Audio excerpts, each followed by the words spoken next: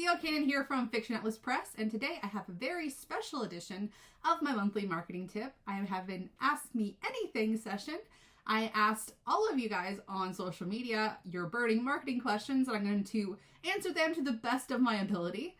Okay, my first question was from Tiffany Vega, and she asked, what is the biggest mistake new authors make when marketing? I would say that is trying to sell to your family and your friends and selling all the time. Part of marketing is analysis.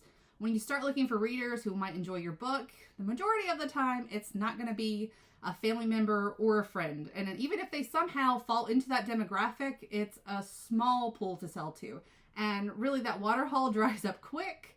And it's really better to spend your time finding strangers who just deeply, deeply enjoy reading in your genre. For those people, you're fulfilling a need that they have. And by doing so, they're more likely to recommend you to others who also probably enjoy that same genre. And they're going to do that with things like personal recommendations. They're also going to film TikTok videos or Instagram reels. They're going to write reviews that other people are going to see, who are also looking for that type of book. They're going to write blog posts. So all of that stuff has a far further reach than just asking your friends and family, which is more like a favor. As far as trying to sell all the time, I have said this probably a million times, but no one wants to be marketed to like all the time, especially in this age where it seems like every single post on social media that we come across is an ad. So use the 80-20 rule. Only post an actual ad for your book 20% of the time that you're posting. And the other 80% of that can be something that enriches the lives of your followers. This can be something about your book. It doesn't have to be like just nonsense. It can still be about your book. But it can be like a deep dive into your creative process, a playlist that you listen to while you're writing, character art, questions about like what your audience enjoys. You can ask them questions and get that feedback, especially what books and media that they like to consume. There are really endless possibilities with that, and your time is better spent there than bugging friends and family and trying to sell all the time. Okay, our second question is from the lovely Erin Casey. Once you've published your book, how often should you continue to post about it on social media?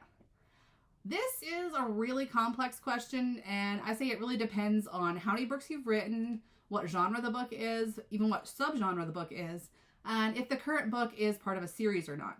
I like to give it a good 3 months or so before I start kind of downplaying a new release, and kind of just putting it into a slot on my marketing schedule, because I try to rotate everything that I've written and give everything equal time after it's kind of lost that new feeling. Still, there are occasions when you kind of want to promote it more, like a publishing anniversary, a holiday, or if you have an event, if there's a sale coming up.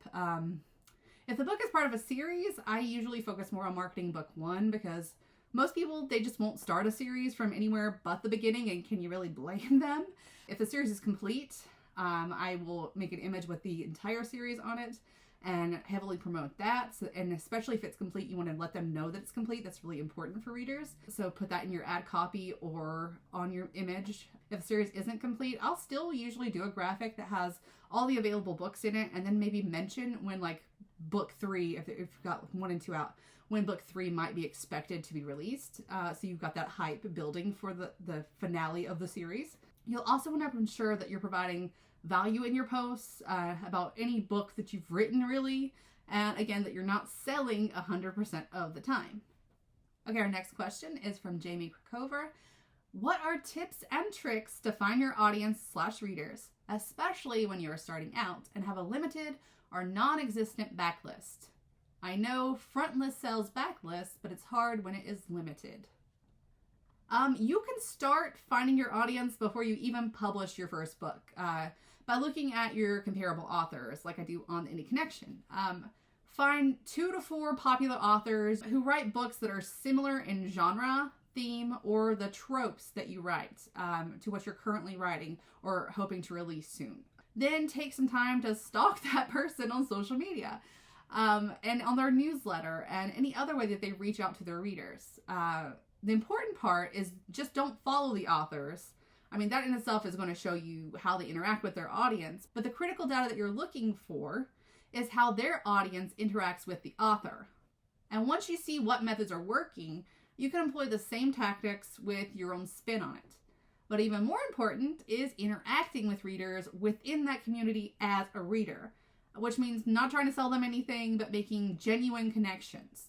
And noticing things that they care about, the media that they consume, the literature they consume, and being a part of that experience. I guarantee you that if you treat them as a peer, they'll also support you when they learn that you have books to sell. Okay, our next question is from Cheryl Mackey, and it's, what's considered a good click-through rate for ads for Facebook?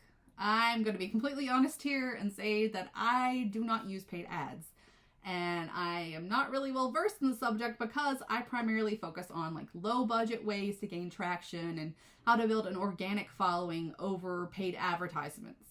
From the research that I've done, it says that most experts agree that an over 2% CTR is a good place to start. I would personally recommend Mark Dawson's Ads for Authors class, and you can join his group also to get kind of a better handle on optimizing your Facebook or your AMS ads. He's got classes for both, and I'm pretty sure that they all run a free class at some different points through the year, so look out for that. Mal and Jill Cooper over at The Writing Wives are also a great resource, especially if you have a little bit more of a budget to take their classes. They also have a book called Help My Facebook Ads Suck, which has helped a lot of authors get better results from their ads. Okay, our next question is from Amanda Warren, and it's, what's one thing that's crucial for launching a book? The end-all, be-all of marketing is having a good product to sell in the first place. And that is a hill that I will die on. You can plan and you can pay a ton for promotions, but if your product isn't appealing to your audience, any results from these endeavors will just be short-lived. So this means having a professionally designed cover that not only looks good, because it can look good, but if it doesn't portray your genre and look really great in thumbnail size, which is the size that most people see it in, then it's not going to catch your readers. This also means having a compelling blurb that makes readers ask questions and try to figure out what's going to happen to your characters and actually care about that. Something that makes them care enough to buy the book and to find out. It also means that when they crack the book open and they preview the first few pages, that the book is properly formatted and that it's not riddled with spelling errors and typos and all kinds of mess of other stuff that your editor should be able to fix for you. So if you have those three things, then you could go on to worry about launching your book with a strong mailing list, a great social media presence, ad campaigns, reader reviews, ARC teams. All of that big important stuff is pretty much useless if you have not paid attention to making your product the best that it can be before you put it out there.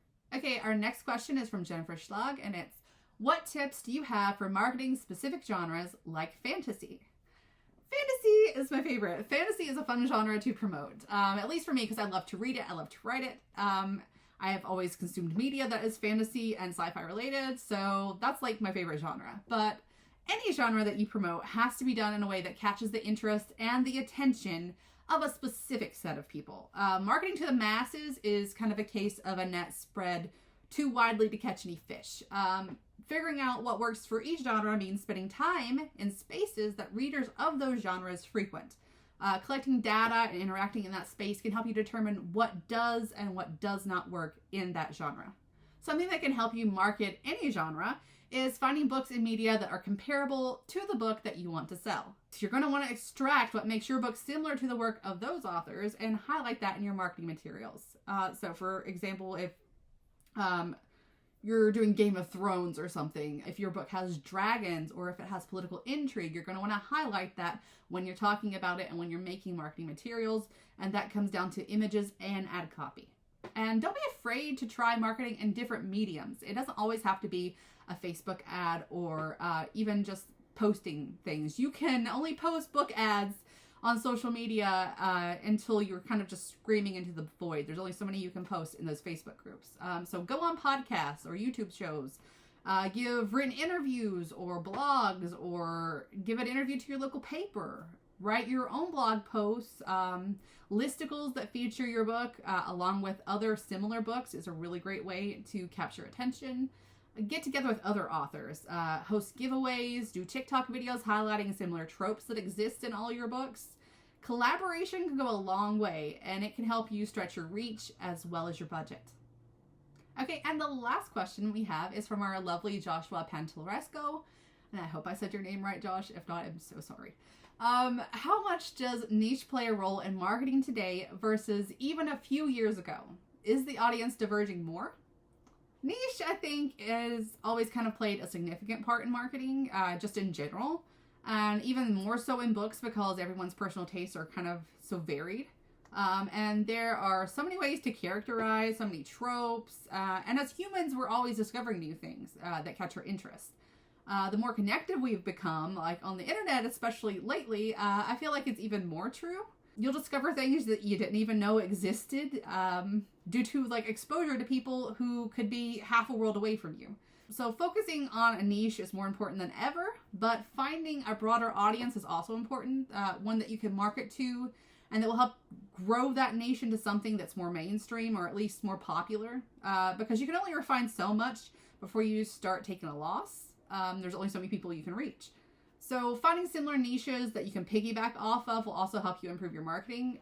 So knowing what your niche readers want, but also being able to pull in new readers who, again, might not even know about your particular niche or who have a very similar reading preference and who could develop a love for your niche. That's an essential skill to have.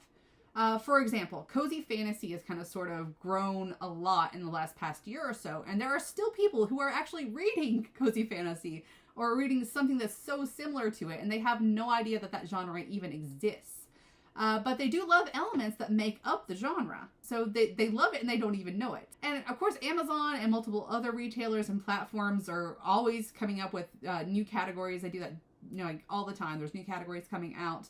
And new tropes that get highlighted and becoming categories. So being aware of what's new and how it might relate to your writing is just smart marketing. Okay, that's all for me this month. I hope that these questions have helped you in some way. If you have questions of your own, I am always available. You can email me at info@fiction-atlas.com, or you can visit any of my websites. They're somewhere down here that I can never point to. Okay, I hope you guys have a lovely month, and I guess I'll see you again next year. Bye!